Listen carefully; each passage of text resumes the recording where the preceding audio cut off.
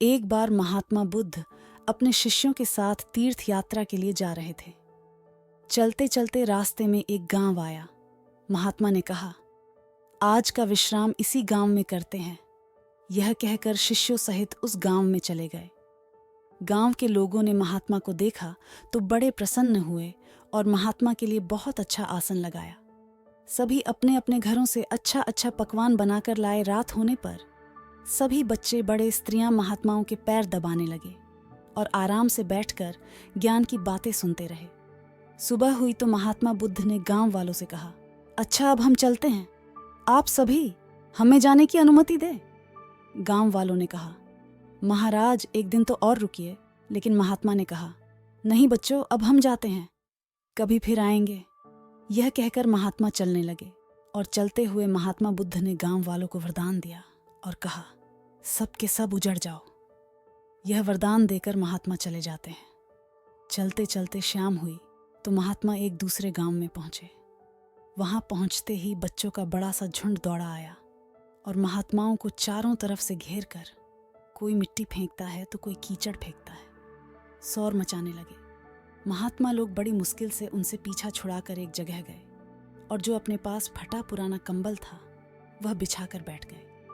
काफी देर बाद गांव के कुछ बड़े व बूढ़े आए।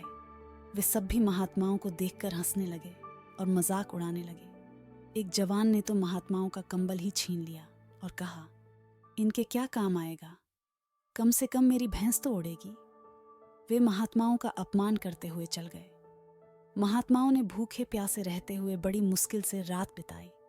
सुबह होते ही महात्मा चलने लगे और चलते हुए महात्मा बुद्ध ने गांव को वरदान दिया कि सब के सब बसे रहो। गांव से काफी दूर जाने के बाद जंगल में एक तालाब आया और कुछ फल के पेड़ नजर आए तो महात्मा बुद्ध ने कहा, बच्चों यहाँ थोड़ी देर विश्राम करते हैं। वहाँ महात्मा लोग फल खाते हैं और तालाब का शीतल जल पीते हैं। तब एक शिष्य ने कहा, महात्मा क्षमा करें, हमें एक बात खटक रही है, आप नाराज ना हो तो हम पूछ सकते हैं। तब महात्मा बुद्ध ने कहा, बोलो बच्चों, क्या जानना चाहते हो। शिष्य ने कहा, महात्मा, जिस गांव में हमारी अच्छी सेवा हुई वहां के कितने अच्छे लोग थे। उन लोगों को तो आपने वरदान दिया कि उजड़ जाओ, और जिस गांव में हमारा अपमान हुआ उन लोगों को आपने वरदान दिया कि बसे रहो। ऐसा क्यों महाराज। तब महात्मा बोले, देखो बच्चों, पहले गांव में कितने अच्छे विचारों के आदमी थे।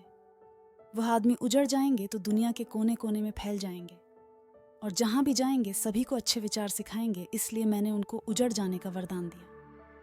और जो दूसरा गांव था वहां के लोग पापी व बेवकूफ थे।